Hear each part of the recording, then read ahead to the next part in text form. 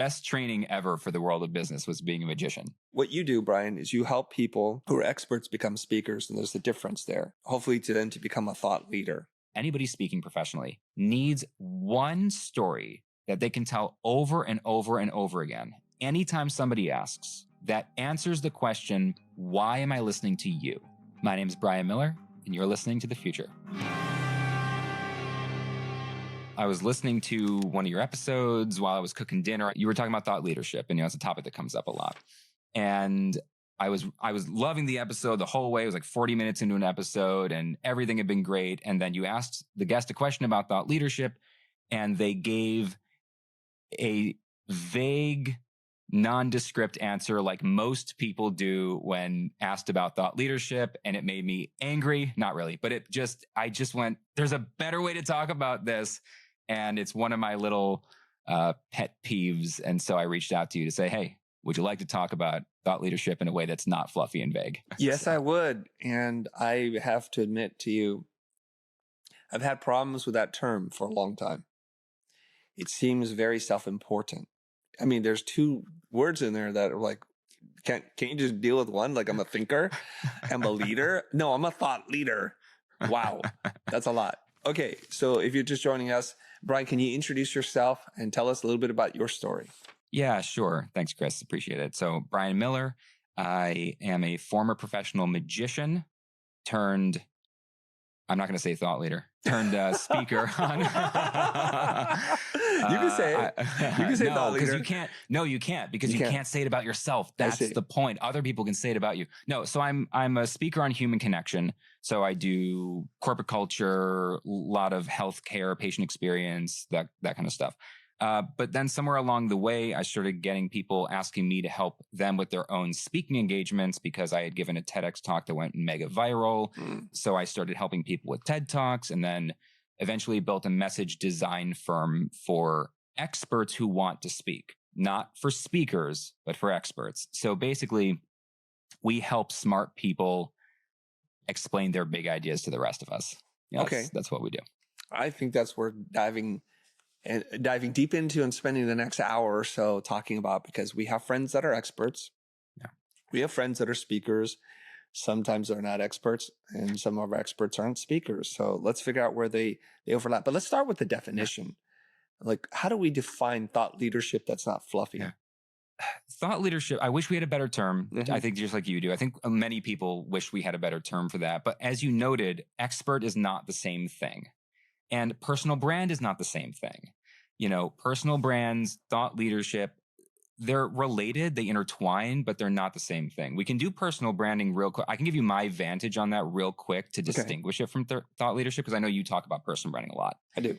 So for me, a personal brand, everybody has one, whether you like it or not. Obviously, there's nothing you can do to not have one. The question is, are you intentional about it or not? Right. And for me, a personal brand is the promises you make and the expectations you create. That's it. Really simple, really easy. Promises you make and the expectations you create. Do you make promises and fulfill them? Do you create expectations and live up to them? So we think of people with great personal brands. I don't know, Brene Brown. It doesn't matter if she's on X or making a LinkedIn post or on stage speaking or doing a TED Talk or on a podcast. It's her because there's promises she makes and she upholds them. There's expectations she creates. She lives up to them every time. So that's Brene Brown, right? So that's a personal brand. Not everybody who has a personal brand, which is everybody, is a thought leader. And thought leaders are, of course, people who pave the way. They lead with their thoughts. But I think of it very, very specifically. There are 3 things that you have to do to be a thought leader, and you have to do them publicly and consistently. First, you must make assertions. Second, you must make judgments. And third, you must make predictions. Assertions, judgments, predictions, publicly and consistently. So we can go into any of that, start anywhere you like if you want to dive in. That seems pretty clear. As I'm absorbing this, I'm going to map it to other things in my mind to see if it passed the test in terms of how I've been thinking about it and who I see. So if my brain is kind of like grinding away at something else, it's because that's literally what I'm doing. Let's go through each one of these things then, okay? It seems pretty fair. You have to say something. That's an assertion, right? You have to have a point of view. and you have to figure out what side of that fence you want to be on. So I think there's some judgment going on there. And then you kind of have to lead, I think, by forecasting what's going to happen, right? So there we go. Let's break it down then. Assertions. How do you want to talk about that? Yeah, so it's funny. All three of these things scare people. It's not like it's not like you go, oh, one of these things scares people more than others. I've worked with, many of our own clients. The first time I pitched this to them, I go, assertions, judgments, predictions. All three of those words make them go, ah! It's very scary. So assertion is saying, this is true. I believe this, right? It's a statement of fact. And they usually come out as beliefs or values. Right. So for me, in the space of human connection, as a speaker, I believe everyone deserves to feel heard, understood, and valued. That is just, I plant my flag in the ground and I go, I believe that. And instantly, you know a lot about me. You don't have to know me personally. You just know a lot about me. Right. And so people get really nervous to do this. What happens most of the time is they use hedging language. I think, maybe, sometimes, in certain circumstances. And like, nuance is important, obviously, in life and in discussion. But the problem with, if you want to be a thought leader, if you want to lead the way, people are very nervous to follow someone who doesn't sound sure of themselves or sure of where they're going or sure of what they believe in. You got to just say the thing. You got to say it. There's a reason that Malcolm Gladwell is famous and not the hundreds of scientists and researchers on which he has built his work, right? Because the scientists and researchers who have to do this, they have to say, this was true this one day for 12 people in this room while the moon was in retrograde. They have to. That's what science is. But you'll never hear of them. Nobody will ever read those papers. But Malcolm Gladwell reads all that stuff, puts it into a book.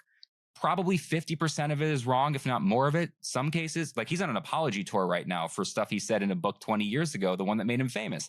But he starts the conversation in the culture. People still talking about 10,000 hours. It's been debunked a billion times. Doesn't matter. The idea has permeated the culture because he was willing to go, I think this. He just made the assertion. Okay, let's unpack this because everybody has beliefs that they believe to be true. But it's probably connected to the other two, which is they say things that are true and usually universally accepted to be true. So I want to see if there's a perspective on that. For example, they'll say things like, I believe in justice. I believe in fairness. I'm sure there's some people who don't believe that, but the vast majority of us already believe that. Yeah. So is it a condition of your assertion that it needs to be something that not everybody believes to be true?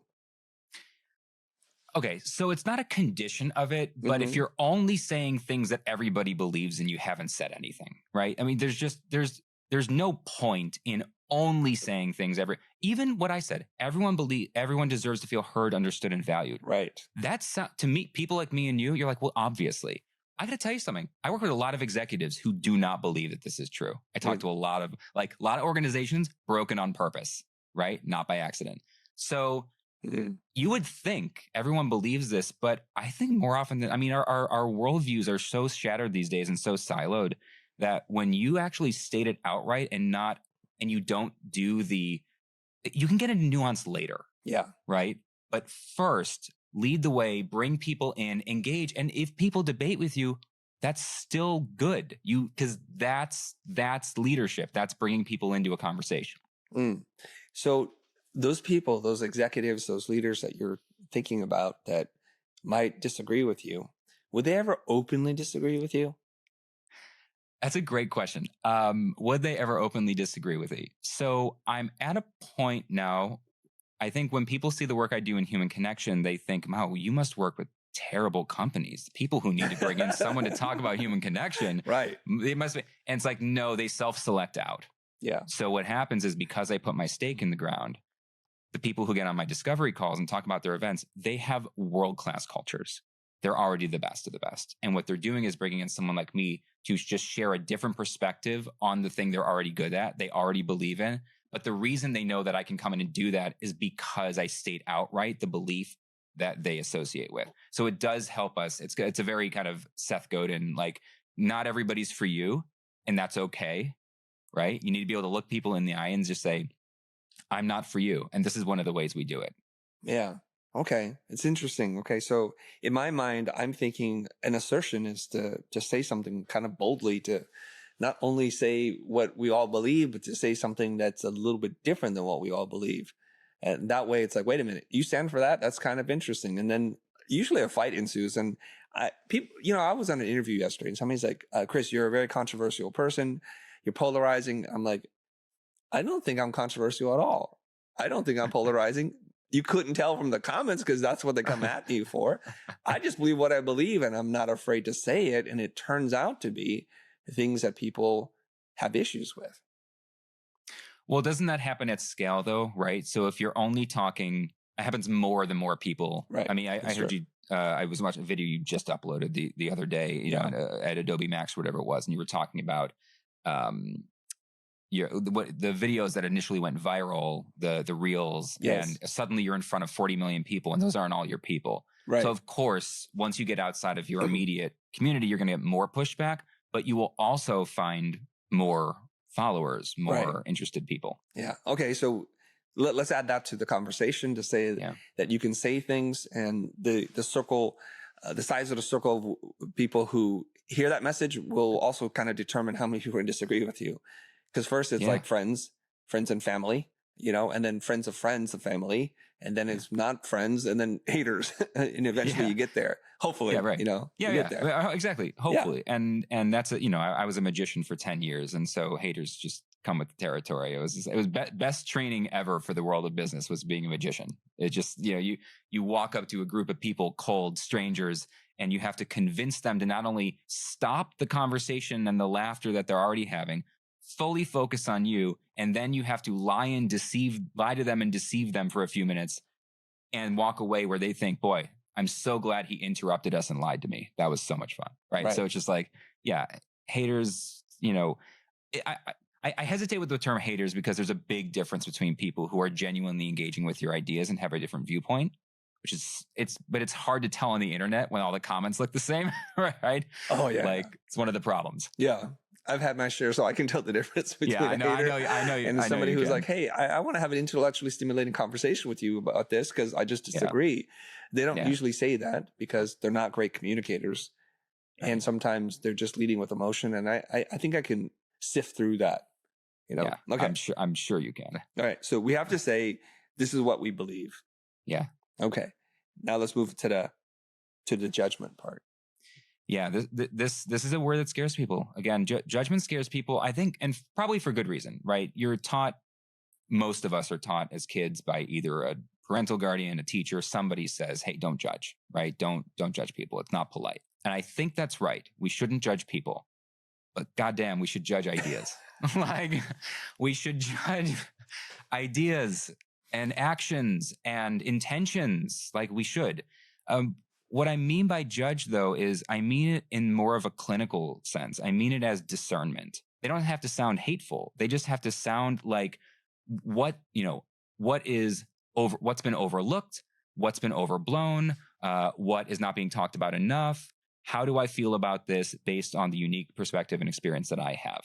And it's really valuable for people when someone that is an expert in their topic, like you do this all the time. It's one of the reasons that you've blown up, right? I mean, because you are very discerning, and that's really useful for creatives trying to build a career and a business.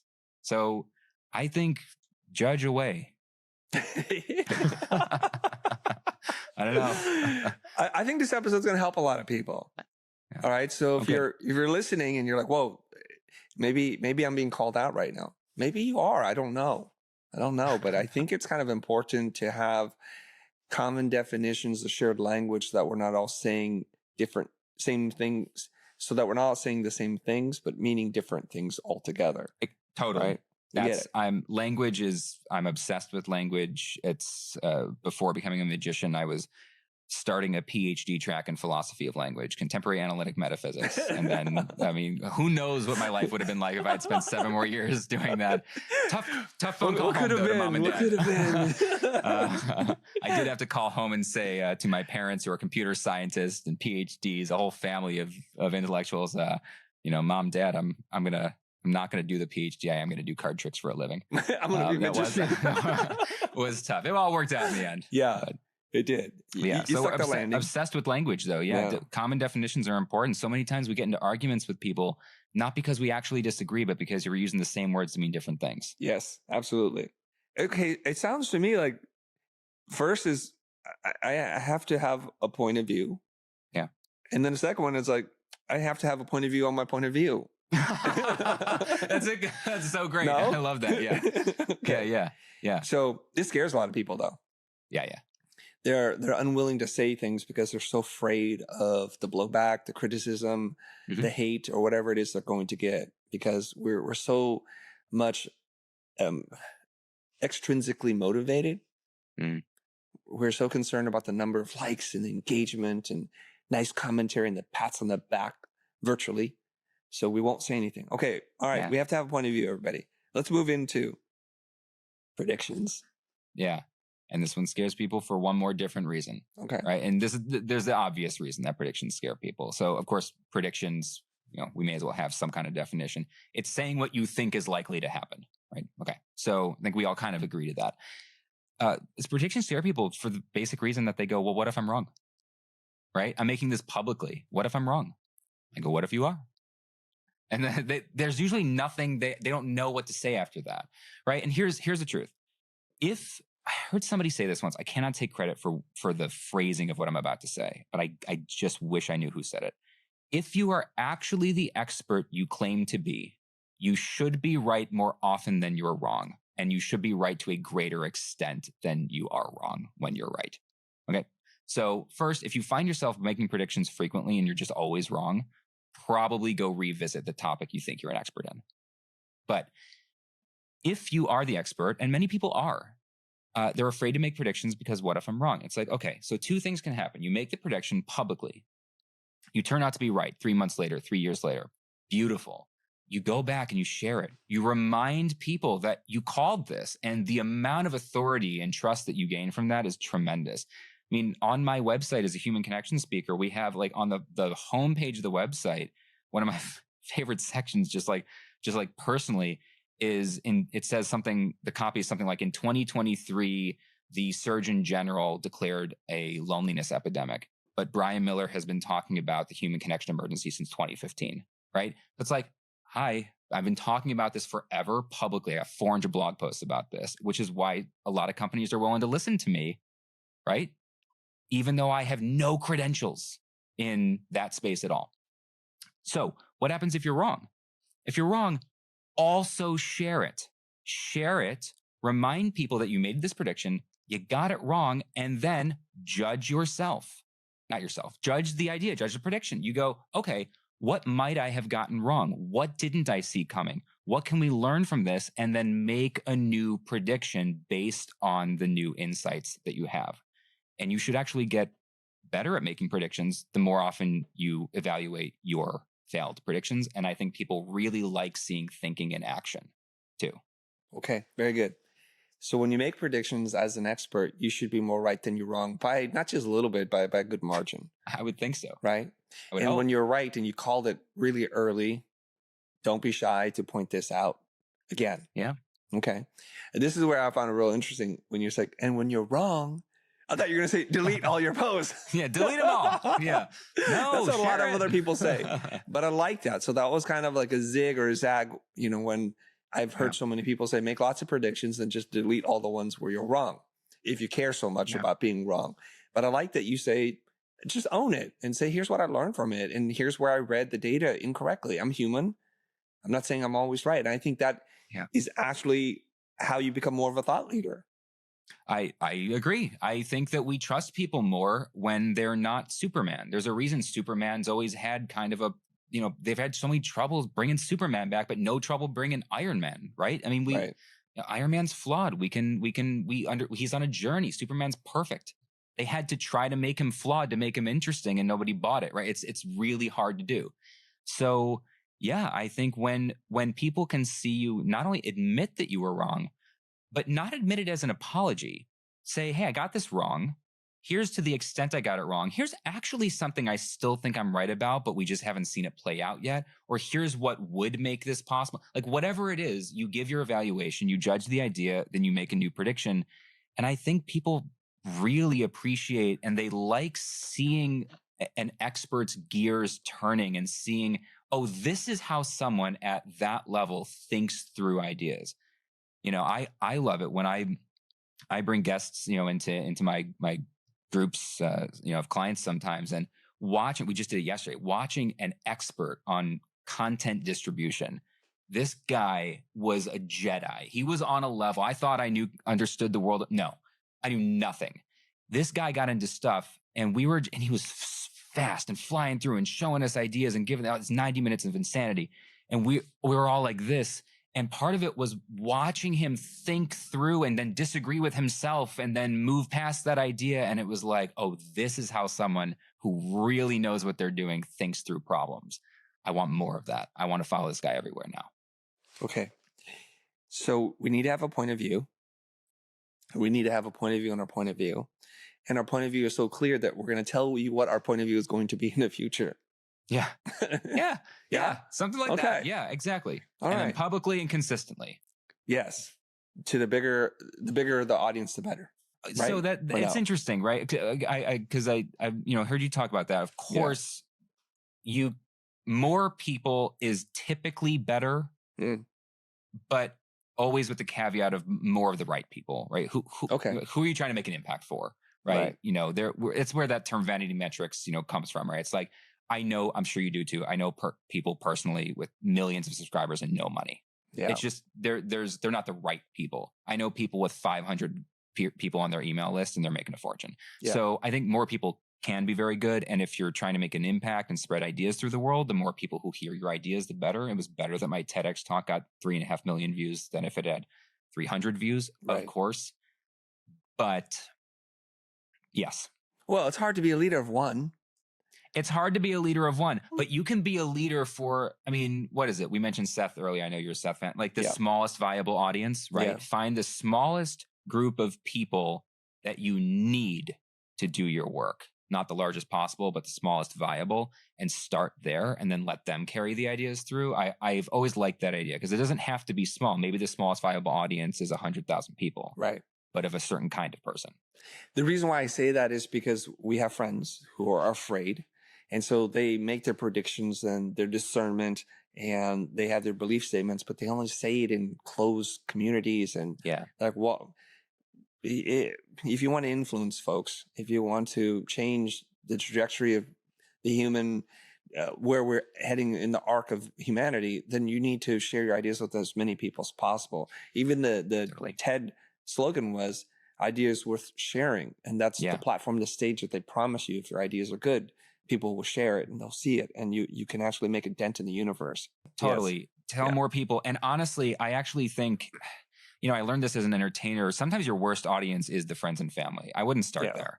They know you too well. They remember that dumbass thing you did when you were, 12 years old, and that stupid thing you said when you were 17, whatever. Yeah. Those are harder people to take you seriously if you're going to start engaging with the world. If you're going to start smashing ideas into the world like this, you probably skip the friends and family first and go to people that you think could really benefit from it.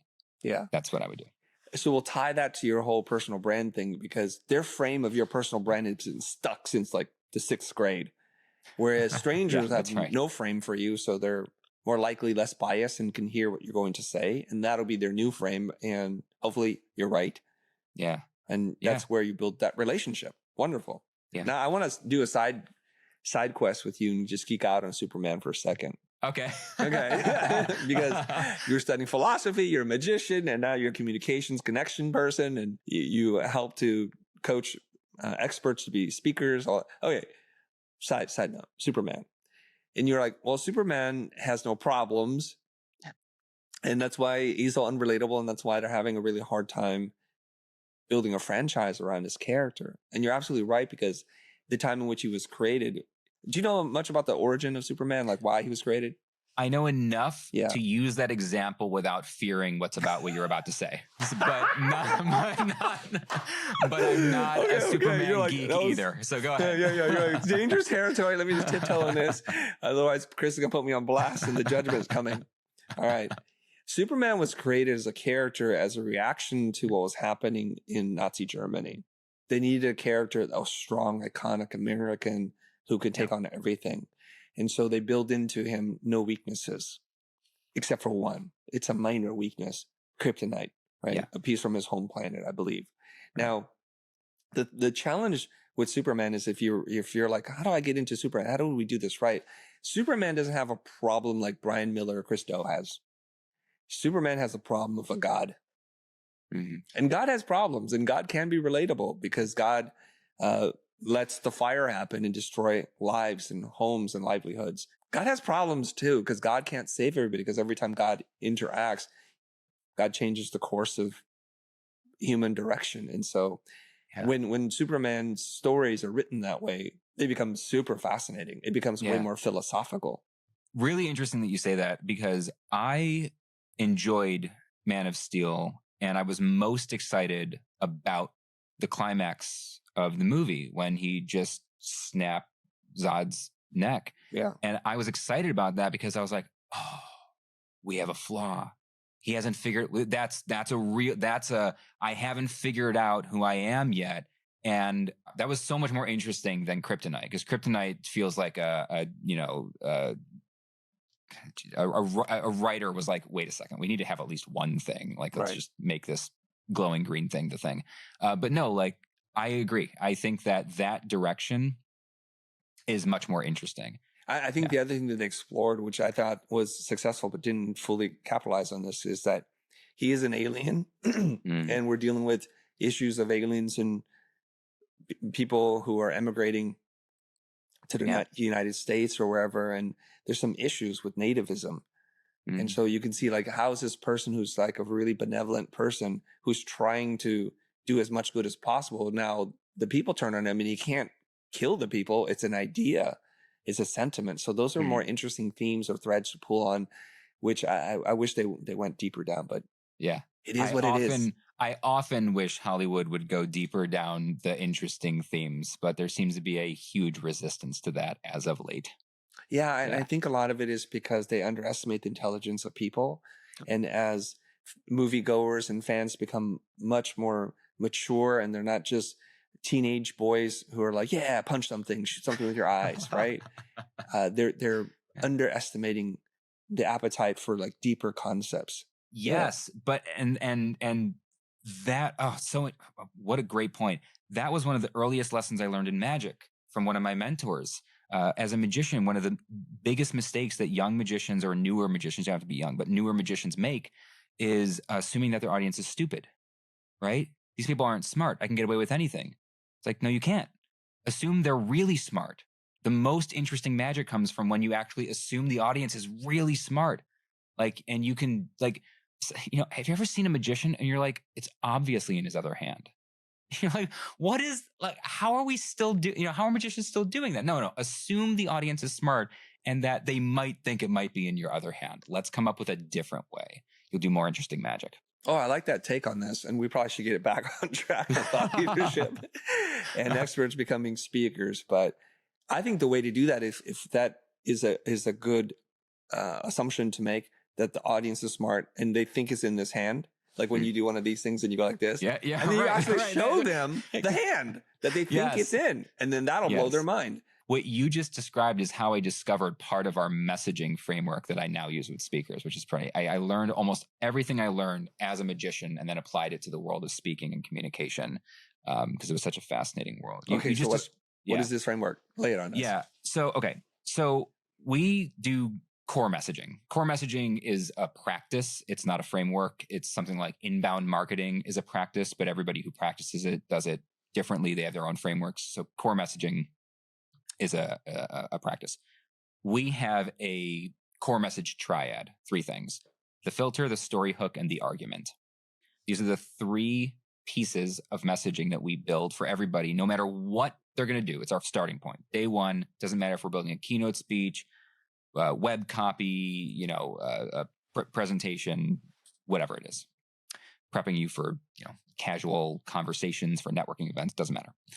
Filter, story, hook, argument. I'll go to the other two in a second, but I want to talk about the argument. The argument is a rational sequence of thoughts that brings someone from where they are to where you'd like them to go, or where you're hoping that they will go, right? Where you're trying to get them to go. It's the thing that's missing in almost all messaging. A filter, so I'll come back to the argument in a second, but let me spread it out. The filter is what you might think of as a big idea statement, one sentence, a single sentence that states what you do, who it's for, and why it matters. This I learned from coaching dozens of TED Talks, because you have to be able to state your idea in one sentence, or you can't even answer the first question on a TEDx application, right? So we use the filter we call it a filter for two reasons. One, because it keeps you on track. Once you have a single sentence where you can explain what you do, who it's for, and why it matters, you always know what you should and shouldn't be talking about. And so, okay, I'm a human connection speaker. So I work with organizations and educators to build connected cultures where everyone feels heard, understood, and valued. There's my filter statement.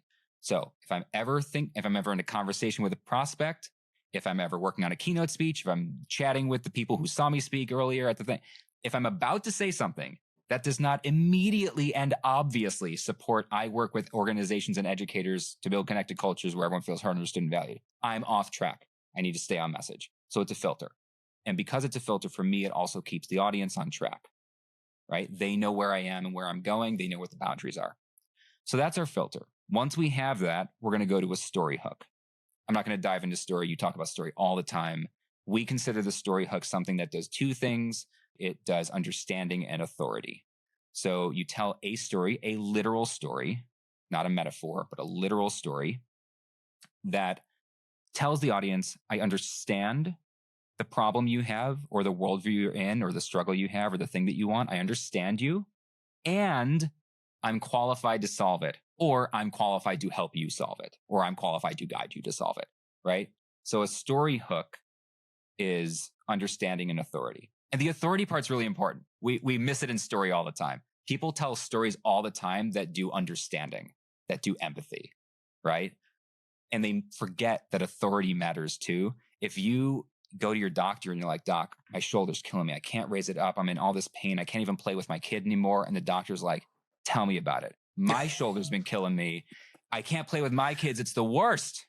And you just stare at each other and you'd be like, I'd love to get a beer and talk about that sometime. But in the meantime, can you find me someone who can fix my shoulder, right? Authority matters. Okay. So we've got a filter. We've got story hook to engage people emotionally. What's missing? What's missing is a rational argument, a case for why they should adopt your idea that hits the rational part of the brain, not just the emotional. Stories, everyone says story is, it's the thing, right? And it's true. Story is important. I've got a storytelling specialist on my team. Story matters. Story engages. It does not persuade. We need a story, and then we need an argument. People need to justify rationally to themselves why to adopt your idea beyond their emotional engagement. So that was just the framing to get us back to the question that you asked me, which was, what did you learn from magic, where you're talking about you put a thing in one hand and then you show them, oh, it's actually not in the hand you think it is. So where does it come from? This comes from our argument framework. So if you're going to build a persuasive argument, I'm going to give you another framework. There's a lot of frameworks out loud. So I'm going to give you another framework. The argument is premise, status quo, paradigm shift, success, action. In just a few months, we're going to hit our 400th episode of this podcast. And before we get there, we want to take a moment to really listen to you, our loyal listeners. If you're open to chatting with my producer, Rich Cardona, or someone on his team, we'd love to hear from you. Just fill out the short form in the show notes. It takes less than 20 seconds. So this idea from magic that you asked me about is the status quo.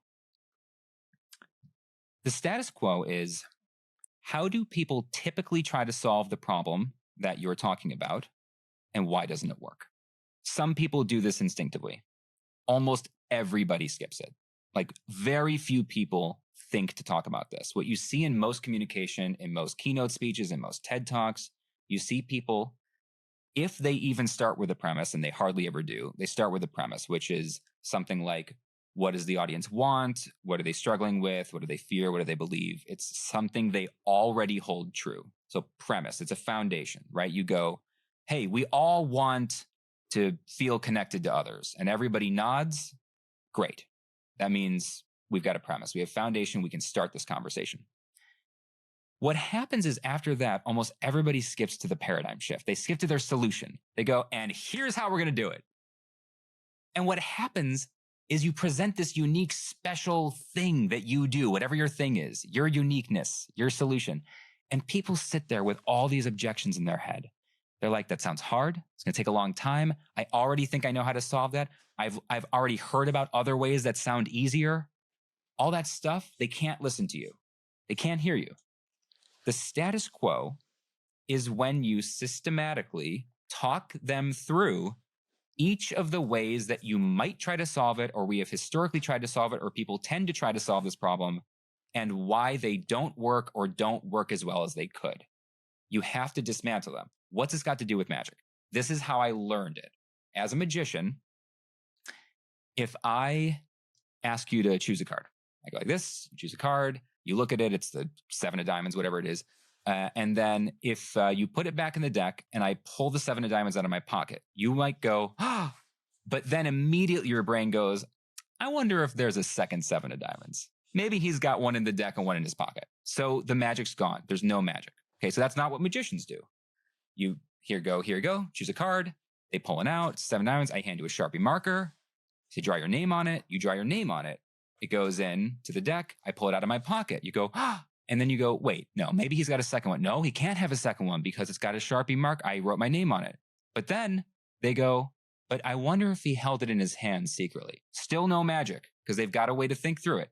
What do we really do? Choose a card, 7 diamonds. Here's a marker. Write your name on it. It goes back in. You hand them the cards. They shuffle. You show them your hands are empty. You reach into your pocket. You pull it out. So what magicians have learned to do instinctively is before I get to the climax, I have to remove one by one all of the other possible ways you could think it happens. So you get to the moment of magic and the audience goes, oh, well, it could be, no, because he, it could be, no, because he, no, it could have been. And when they get through all of them, their brain explodes. They have no options left. And that's when magic happens. Same approach for communicators. If you remove all the possible ways someone could solve this problem and show them that they don't work, they're in worse shape than the beginning of the speech because they still have the problem and now they have no ways to solve it. They have to listen to your solution, which is then when you can go into a paradigm shift. That's excellent. So when magicians show you all the ways that they think you think it can be done, it just makes the reveal even more powerful because you're, I guess in sales terminology, you're handling all the objections up front. And the better you are as being a magician, the better you are going to demonstrate how it can't be. Right. And then the paradigm shift is the mind blown, right? So I say paradigm shift and not, you heard me say solution a bunch just for the sake of ease of conversation. Yeah. But I don't like the word solution. Solution implies tactics. Typically, a lot of people, when they're, especially speakers, I work with a lot of keynote speakers, they want to offer solutions, but solutions tend to be do this thing, this really specific thing. And tactics tend to be industry specific for one thing. And they tend to be like medium specific. Like a tactic only works on LinkedIn and it only works today until they change the algorithm. But a paradigm shift is a different way of seeing the problem, a different way of thinking through the problem.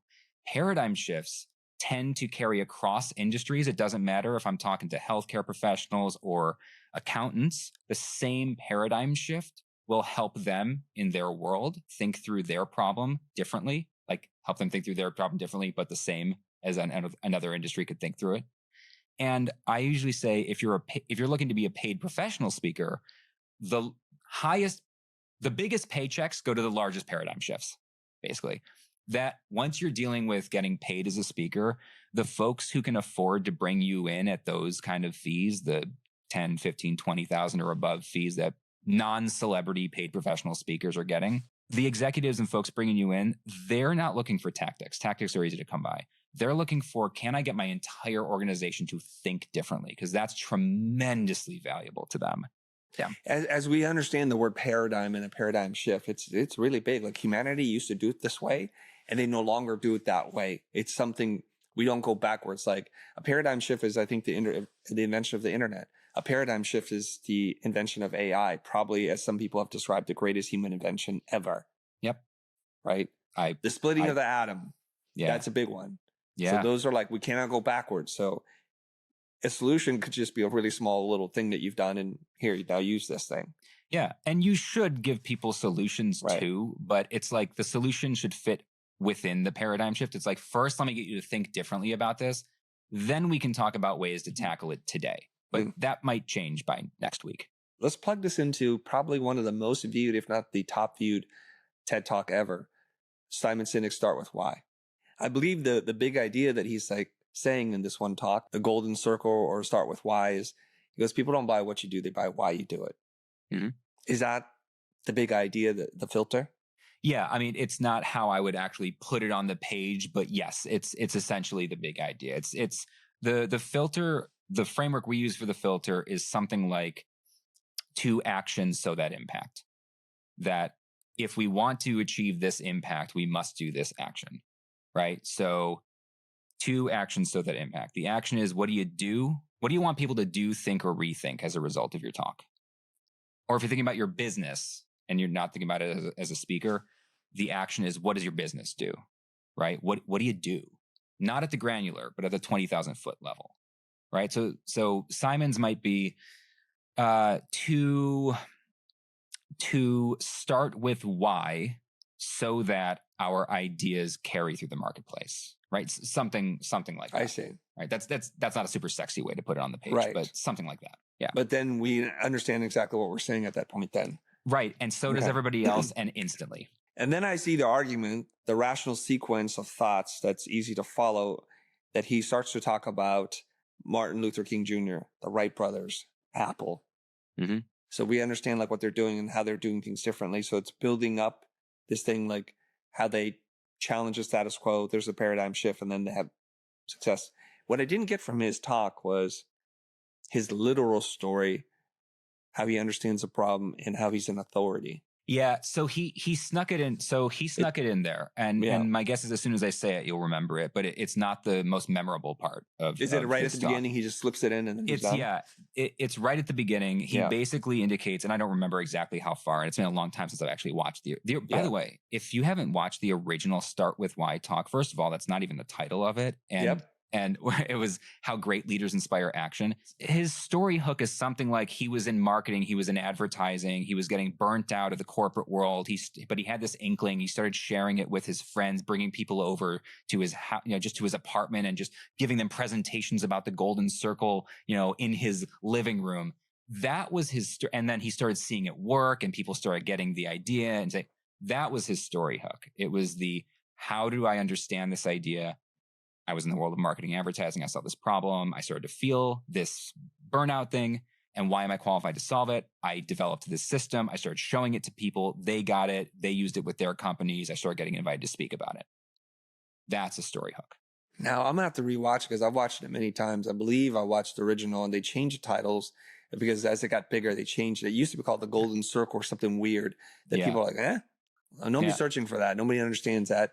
And I think it was TEDx Portland. It wasn't TED, the main stage. No, it was a tiny little older TEDx talk in a half-empty room. I mean, it was it was wild if you go watch that. So I haven't seen that one, but the one that has the gazillion million views, it's still pretty crap in its production. I mean, they're not known as the best video production team on earth, right? But you're saying, like, despite flawed production and bad audio and video quality, if the idea is really good and you use frameworks that people have used throughout history, you can change whole groups of people. You can change how humanity perceives a problem. Francisco, my kind of lead story consultant, he says a story is a real life example that makes a point. He's like, don't get too crazy about stories. People get too nuts. They get too in their heads about stories. It's just a real life example that makes a point. So there's different types of stories you need. You might need a value story, a story that through the course of telling them essentially a case study, why your idea, your topic, your product, your service is valuable, right? There's mentor stories. Why am I the person to guide you along this journey? There's lots of different types of stories. We call this the story hook because every communicator, thought leader, expert, anybody speaking professionally needs one story that they can tell over and over and over again. Anytime somebody asks, that answers the question, why am I listening to you? It's the why you question. Okay. The filter answers the question, how is this going to be relevant to me? Right. The story hook answers, okay, this idea is relevant to me, but why shouldn't I just go Google this, ChatGPT it, look up the best expert on YouTube? Why listen to you about it? Story hook tells them your unique perspective and why you're qualified. And then the argument answers the question, so how do I do it if I want to do it? So yeah, the way that I build kind of communication frameworks and in particularly speaking frameworks is every part of your speech or your communication is an answer to a question the audience is asking. And we have to answer those questions in the order they think the questions to themselves. I say a lot, the right ideas in the wrong order are the wrong ideas. It's one of the most common problems with speaking is all the right ideas were in that presentation, but they were in all the wrong order. And so nobody got it. I started to see the overlap between a bunch of different things in terms of conceptual advertising, storytelling, and magic, and joke telling. And it all came down to one thing, misdirection. So the magician wants you to look at something because the real trick is happening somewhere else. And their ability to hide and misdirect you is the power of magic. The same thing about the comedian. The comedian sets up the premise of the joke, but if you can see it coming, the punchline, then it's not very good. And Dave Chappelle is probably the master magician of joke telling because like, I don't know where this joke is going. Then he lands on like, oh my God, in a million years, I didn't know. But when you land it like that, I see. He's so good that he tells you the punchline up front, tells the story, and then he lands the punchline. By the time he's ready to land the punchline, you forgot what it was because he's so good at it. I'm curious about your thoughts on misdirection and its role in storytelling.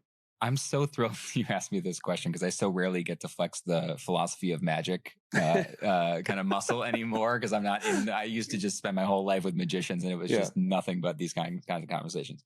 So everything you said, I 100% agree with, except for the terminology, which I think gets people very confused. All right. And misdirection is just a bad, it's the word that magicians use. It's a bad word. It's a word that means to look away from something, right? I want to distract you from something. The problem with that is if I want to hide one of these guitars that's on the wall here, I kind of have two options. Like if you and I were in the room together, I can stand in front of it like this and talk to you the whole time, hoping that you don't see it. But that's super suspicious. At some point, you're gonna be like, what the hell is he hiding?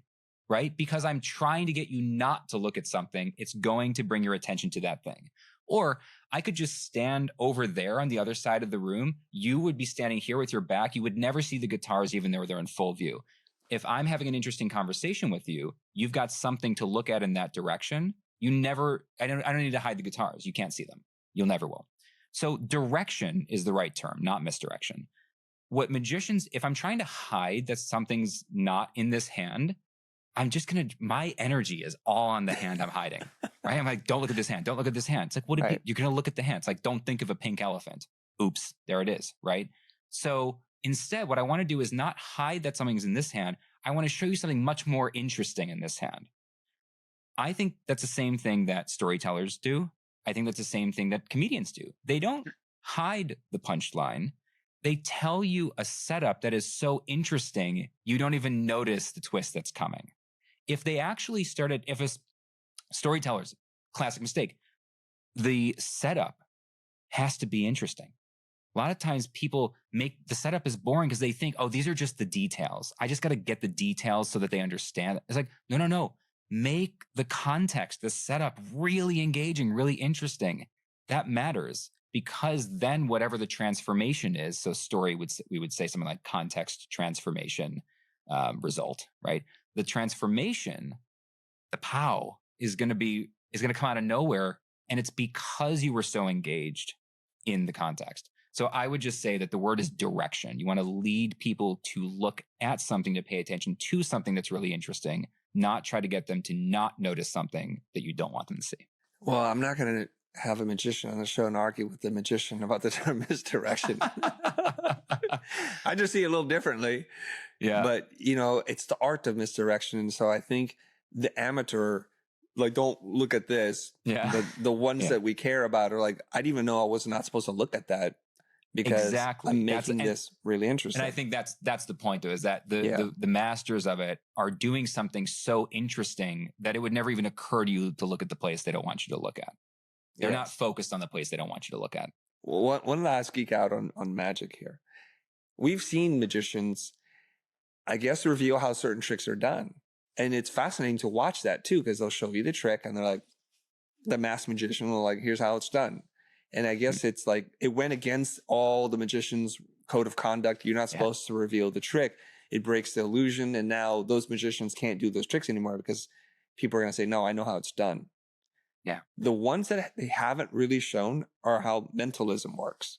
Now, I know it's not real, but they're doing a friggin' pretty good job of making it look real. And I'll tell you one and you tell me how it's done. Okay. If you can break the code. Is that all right? Listen, I'm not going to reveal something that would give any professional magicians trouble, mentalists trouble with their act, but I have no issue. I think I have no issue with revealing magic tricks. I think people mostly, it's very hard to appreciate something if you don't understand anything about it. Okay. It's like we like the behind the scenes in movies for a reason. Right. So go ahead. Okay. So I set it up and I think it's an evolution of different kinds of magic tricks and they're all magic and illusion, but the way they make you think about it is like, I can read your mind or I can manipulate you with verbal cues and then you're going to do exactly what I want. At least I think that's the premise. So the trick is this, think of a card and a suit and you think of something, right? And you say it out loud. What is it? We'll use our same example, 7 of diamonds. And then they're like, okay. And then they open up the deck and they're like, pick any card, but don't look at it yet. And they draw the card. Okay.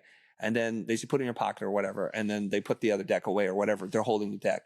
And then they're like, okay, go ahead and reveal to everyone what your card is. And they hold it out and it's a 7 of diamonds, but it's handwritten with a marker. And while the deck is still in plain view, it's never disappeared. They're like, okay, would you like to see another card? Pick another card. And like, it's a white card. It's a white card. And the whole deck is white. So not only did they know the card you're going to pick, they hand wrote it with a Sharpie and they put it in the one place where you're going to pick it. And then they show you that all the other cards are blank. And I'm like, what the F happened here? That's a good trick. That's a really good trick. What can you share with us how these things are done? So what I can share with you is it's precisely all the things that we already talked about, which is one, just your memory of the trick, the way you described it, tells me a lot about what the magician did. Okay. Because the way you described it is, it was in full view the whole time. As soon as you said that, I'm like, there's no way that's true. And it's funny because magicians learn the difference between impossible and actually impossible. Right. And so no way to do that. The deck was in full view, which means whenever the deck got switched out, which you know intellectually that had to have happened at some point, right? You didn't even notice that. It would have never occurred to you because you were looking at something much more interesting. You were engaged in something fully at that moment. Right. But also you are having trouble processing even how it might have been done, which means any of the potential solutions were things that magician must have removed along the way. Right. Right. Right. And so what I can tell you about how the trick is done, I can personally think of 10 different ways to do that right now. Mm-hmm. But can you think of any way that you would do that? Like if you had to do that, you had to create that trick knowing nothing about magic, what would you do? That is how, you're not going to say that out loud right now, but that is what I would say. I like this. So I'm not a magician. So if I accidentally guess it, it would just be like a random guess. Okay. So my guess is that whole deck was handwritten for all the suits and things. And somehow they had to figure out, and the magicians can do this, when you pick the card, somehow they slip the card underneath it. So the card you grab isn't the one that you think you grabbed. and it's the one that you said. So that's the biggest part of the trick. Somewhere along the way, they swap out that full deck for a blank deck, and then the trick becomes even crazier. And now we forget that even about how did you make me pick that one card and say that card that you wanted me to say? Thoughts on that, Brian? My thoughts are that would be one way to do it.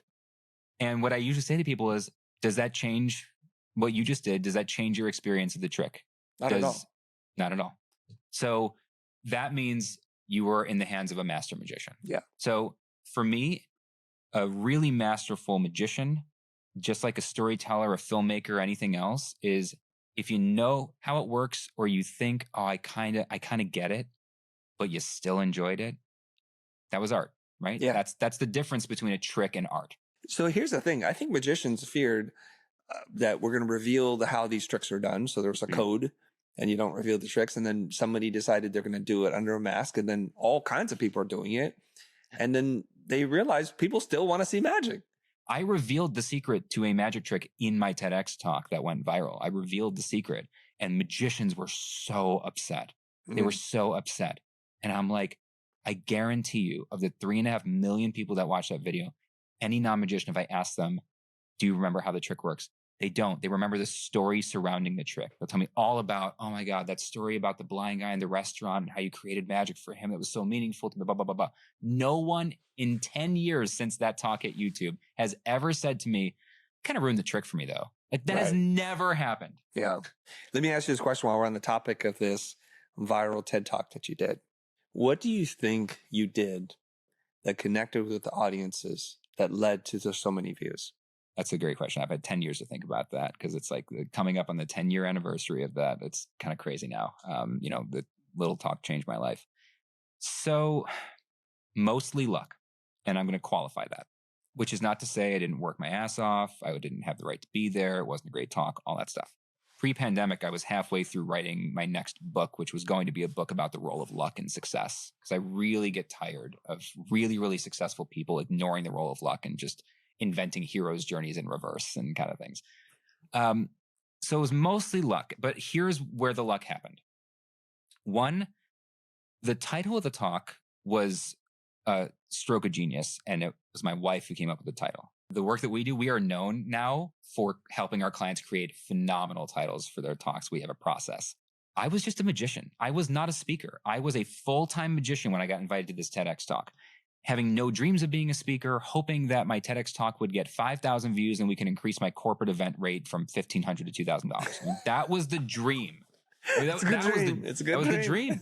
Hey, I was supporting me, and I was putting my wife through her master's and supporting both of us as doing card tricks for a living. I was very happy, and much less stressed than I am now running a consulting firm. I don't know what happened. I should go back. But so the title was How to Magically Connect with Anyone. I didn't come up with it. I went through 25 different variations of like magical making connections, all those words. I couldn't get it.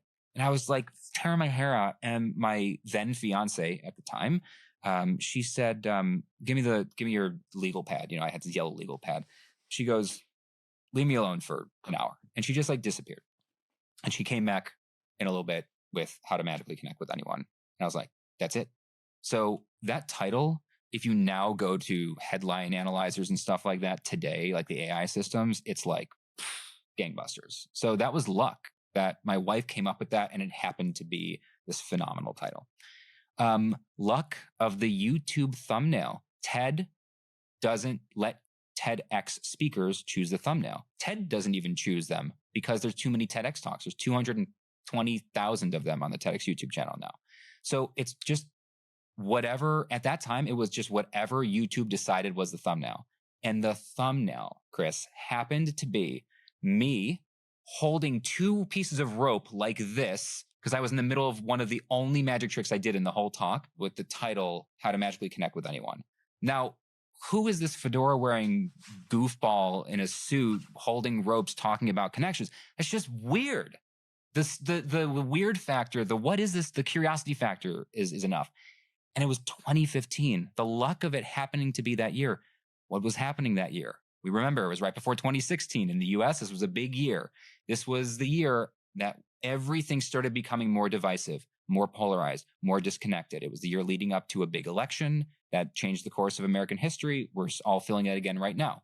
So it was talking about making connections in a world that was rapidly becoming more divisive, more politicized. I was wearing a fedora for some reason and a suit for some reason with 2 ropes. And the title of the talk was How to Magically Connect with Anyone. Now, what does that all buy you? That buys you the click. So the luck, all that bought me the clicks. The work was, it was a great talk.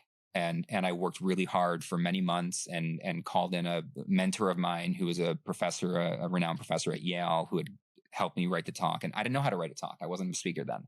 So how did it get 3.5 million views? A lot of luck, a good talk, and then down to the practical stuff. I've had people ask me, how did you make it go viral? I said, you'll make videos go viral. I didn't make it. I sent it to everyone I'd met in my entire life in the first 2 hours when it hit YouTube. Got 800 views and it stalled. That was it. It was dead for 2 weeks. And I thought climbed to like 1,000 views and that was it. Somebody somewhere saw it and put it in the Reddit, the subreddit for communication skills. And it went to 100,000 views in a month, 1 million views in 6 months, 2 million in the first year, and then climbed to 3 or whatever, 3.5 million after that. So a lot of luck, but it was a good talk. So it earned the luck, I guess. Well, thanks for breaking that down. I'd like to think luck plays a role in things and timing. So luck and timing, like you're unlucky with your magic because you said it was uncool. And 2015, YouTube's just becoming a thing. Yeah. It's starting to catch attention of not kids and amateurs. It's starting to hit a more professional audience. Yeah. Also in 2015, TED meant a lot more than it does today. Correct. When it's 200,000 talks later, the TED, unfortunately, the TED brand doesn't carry much weight, and distribution of content, good content, comes for free now. You don't need TED to anoint you. You just make a really good video and you follow best practices, and you might have some of that luck. Mm-hmm. I don't think it's that lucky that your fiance is like, let me think on this. And I'll tell you why, okay? Because you had the smarts to find a really smart woman. And you had the... you didn't have a big enough ego to say, like, I'm not going to ask for help. And you grinded on this. And so you gave her something to work with. And then with fresh eyes and without the attachment of what you're going through, she can look at it and it's like, yeah, it probably should be this. Not saying like we're like geniuses, we know how to do titles, but it's simple, it's elegant, and it's clear. No, I mean, totally. Right? And my wife, and her name's Lindsay, she was paramount in this talk, not just the title. What that was another quote unquote lucky thing. I mean, she at the time was in her master's. She was in her final year of her master's to become a licensed marriage and family therapist, which what she's been doing ever since.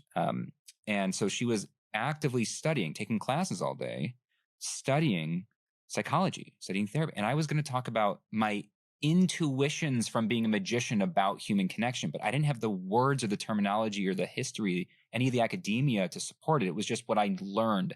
And so I started taking her to dinner once a week or whatever it was for months, every other week, whatever it was, for like months leading up to the TEDx. And we would talk over dinner, and I would tell her about what I was trying to say, and she would tell me what the terms were. And she would go, oh, that's actually called perspective taking. I was like, what's perspective taking? Well, now I'm 10 years, I'm famous for that. Like that's what I talk about. People think I'm an expert in perspective taking. It's like, I wasn't. I just had this intuition. She said, there's a term for this. And so I bought all the books about it because she said that. So she was paramount.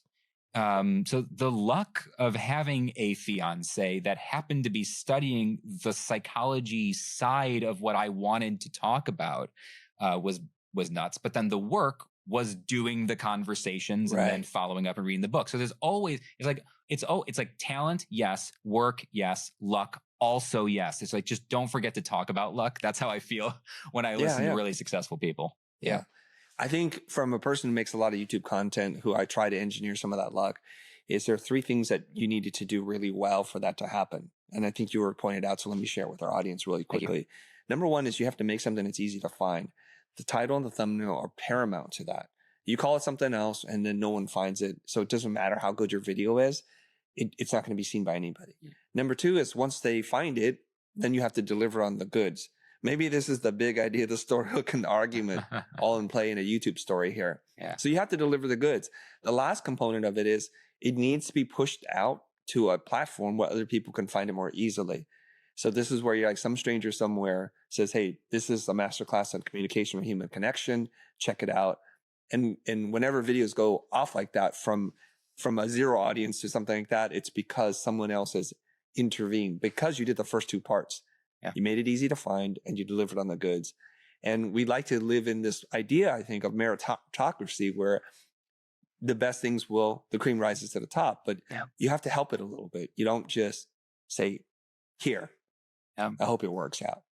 I can't agree with that more. There's a slide in my presentations I do on message clarity, which is the one slide that everybody takes their phones out and takes a photo of. And it's the dumbest, simplest slide.